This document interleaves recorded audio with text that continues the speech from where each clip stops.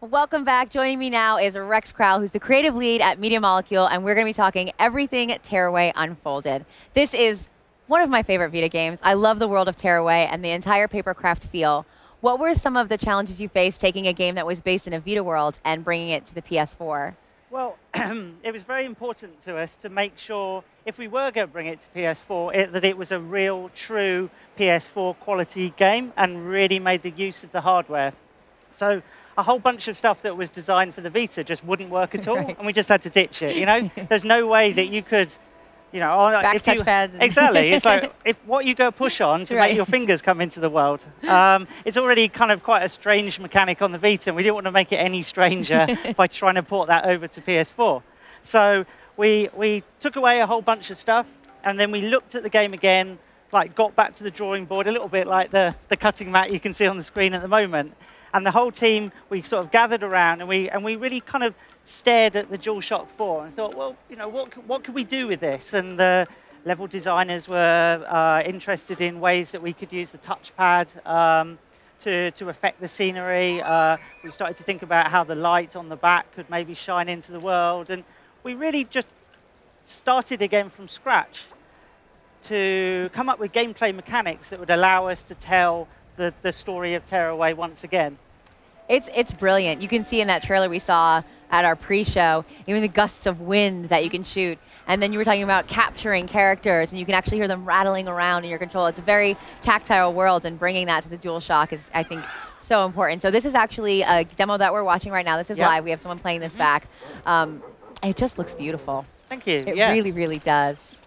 So how much of it did you want to, as far as creating the design of it, stay true to the original while still challenging some new design aesthetics for the PS4 hardware? I mean, we knew that players that had played the Vita version, they really responded to the messenger's journey, and they were kind of surprised by how emotional that experience was.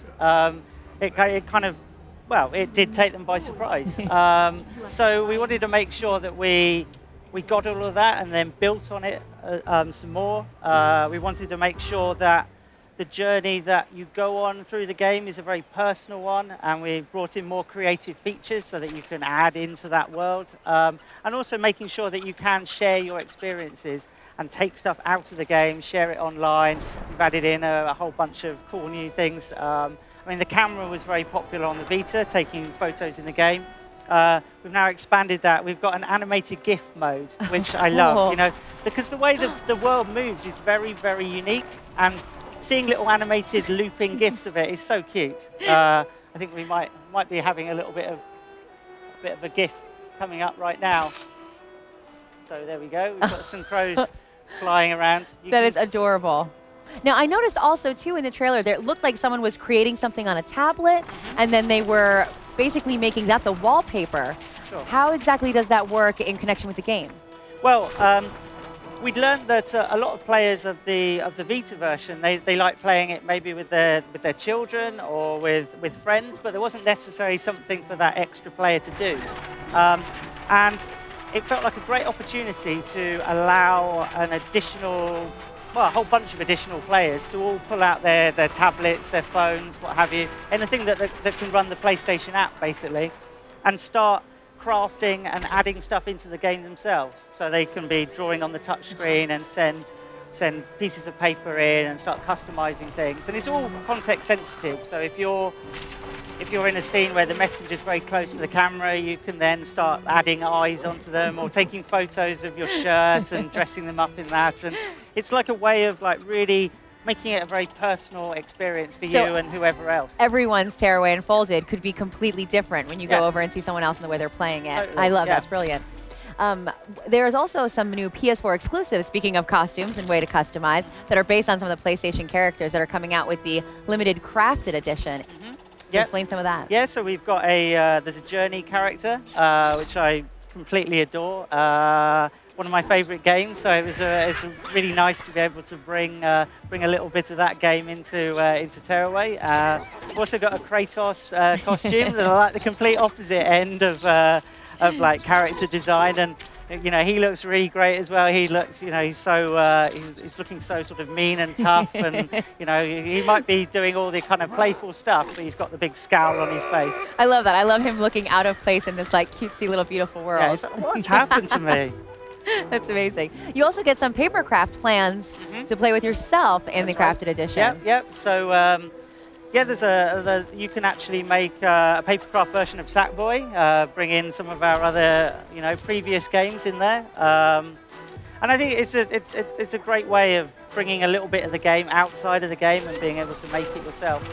Now, this wind that is coming here right through that with the gameplay, that's wind that they're creating themselves? That's right, yeah. So when you you swipe on the touchpad in any direction, and you'll see wind go into that world in the same direction.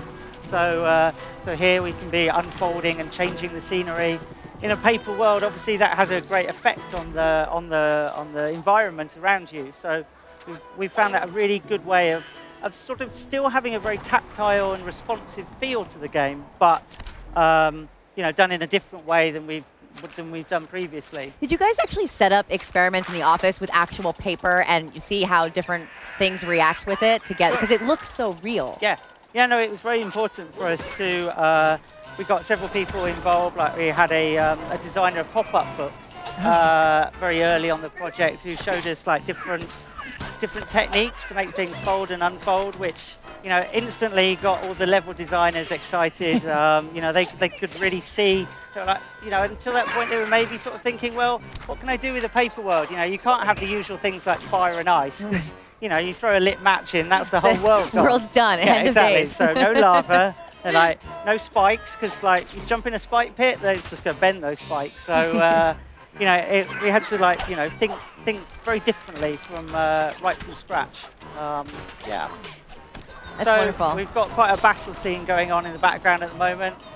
Well, something that's been very important to us is making sure that all of the new mechanics are things that you can use throughout the whole experience, and it's kind of up to you with your own sort of play style which ones that you want to use.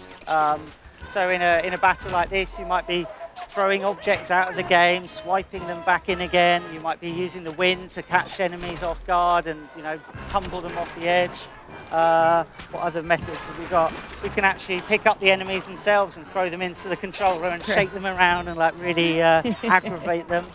So there's a lot of playfulness in the features. I think that's what's going to attract a lot of fans that maybe didn't have the Vita and have never played Tearaway and only have the PS4, and this is their first time coming into it.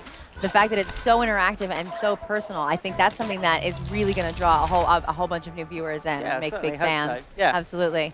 So will there be any other chance for any future downloadable content down the road, or maybe like added levels and expanding the world? Because it really seems limitless. Yeah, I mean, we don't have anything, you know, like to announce at the moment. I think something that's really cool though is the fact that you could almost make your own downloadable content. You know, you're as we've added more features to be able to customize your messenger, there's no reason why you can't be making really quite complex costumes yourself. So it's going to be really fun to go onto the website and check out what everyone is sharing up on there. That's what I love about the Media Molecule fans, is that they're so in love with the world that everything they create, I'm just always blown away by. Yeah. I mean, it's always a surprise. It's wonderful. Yeah. That's great. Rex, thank you so much. Really appreciate it. PlayStation